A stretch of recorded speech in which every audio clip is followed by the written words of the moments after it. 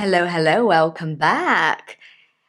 When English is not our language, what usually happens is we have lots of worries, that permeate our minds and that really stop us from relaxing and learning things. So we worry about those things. We think about it. We're like, oh my God, how am I supposed to use this word? What is the difference between this and that? Oh no, do I sound stupid? Patricia, what is the difference between got and gotten? Got and gotten, which one am I supposed to use? Okay, so there are two situations. Okay, so we have the situation where I've got is the same as I have. So I've got a meeting now is the same as I have a meeting now. I've got two children is the same as I have two children. So when this is the situation, when I've got is referring to I have, then you want to stick to got. I've got sounds a lot more natural. However, when you're talking about the past, so I've got a new car this year. So you're talking about something you did this year, is a sentence in the past. Then you can say, I've got a new car this year, or I've gotten a new car this year. Then they are the same. So the only situation where got and gotten are slightly different is when you're using I've got, meaning I have, in the present I have. When you're talking about a sentence in the past, using what we all know, the present perfect, then got and gotten are exactly the same. So, she's got a new job is the same as she's gotten a new job. It's a sentence in the past. This happened already. I'm telling you this happened.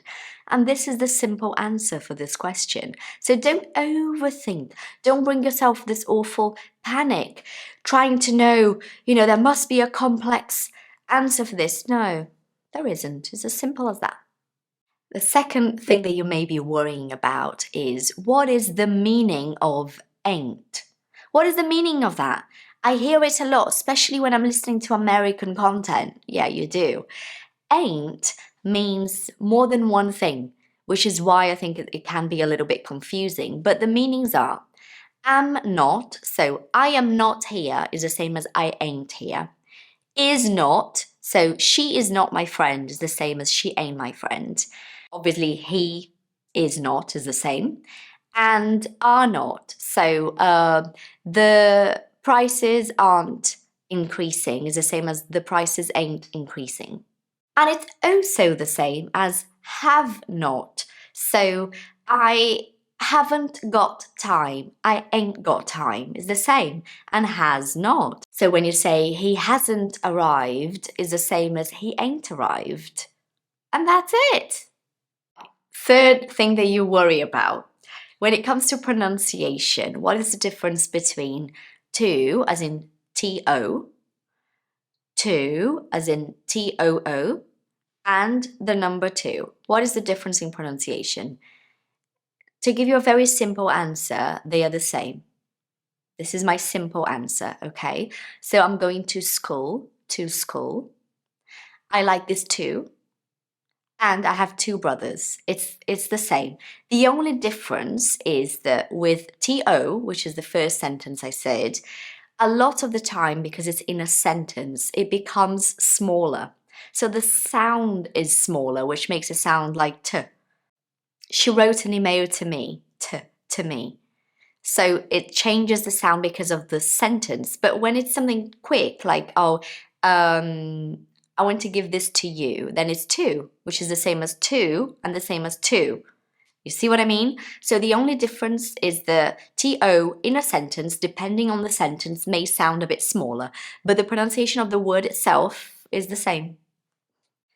Next question. Oh, I get this one a lot. Patricia, what is the difference between I started to work, could be anything, to work is just an example, and I started working?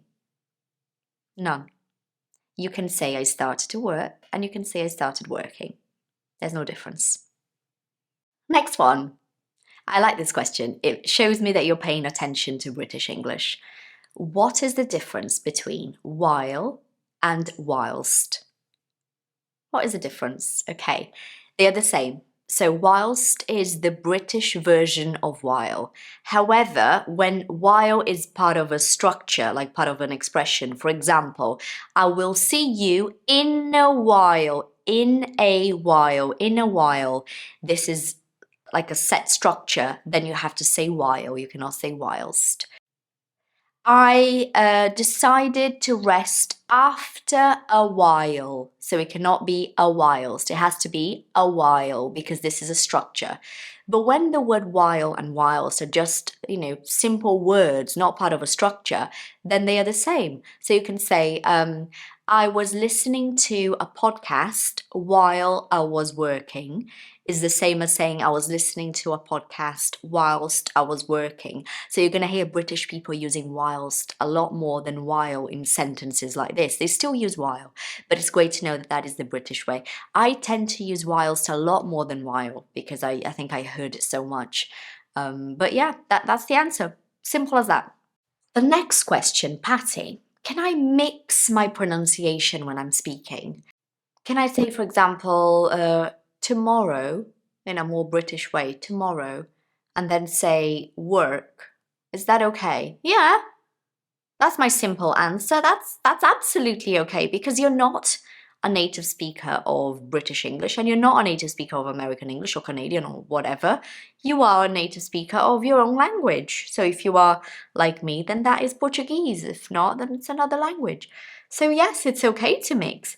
The reason why I don't is very simple. I moved to England without any English.